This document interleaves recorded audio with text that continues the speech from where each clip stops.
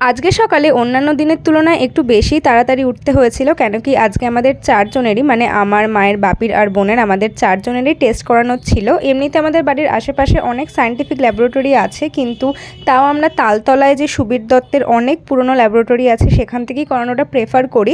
একটু দূরে হয় ঠিকই, কিন্তু এখান থেকে করালে না রেজাল্টটা একদম প্রপার আর মাইনিউট আসে বলে আমার মনে হয়। তো অনেকক্ষণ এমটি স্টমাকে থেকে ব্লাড দেওয়ার পরে খেলাম একটা বাপুচি কেক, যেটা খেলাম কম আর জামায় ছড়ালাম বেশি।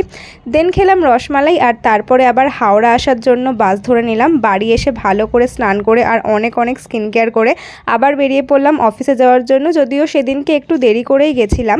তো ফেরার পথে ট্রেনে এই নিমকি মতোগুলো দেখতে পেলাম, সবসময় পাওয়া যায় না, সেদিনকে ছিল। আর বাড়ি আসার সময় কিছু আইসক্রিম নেওয়ার ছিল, তো আমি ভাবলাম আলাদা আলাদা না নিয়ে একেবারে বাড়ি নিয়ে নিই। চকলেট তো অনেকবার খেয়েছি, কিন্তু এই টুটি ফ্রুটিটা প্রথমবার ট্রাই করলাম, টেস্টটা আমার একদম ভালো লাগেনি। তোমাদের আইসক্রিমের ফেভারিট ফ্লেভার কি অবশ্যই কমেন্ট করে জানিও।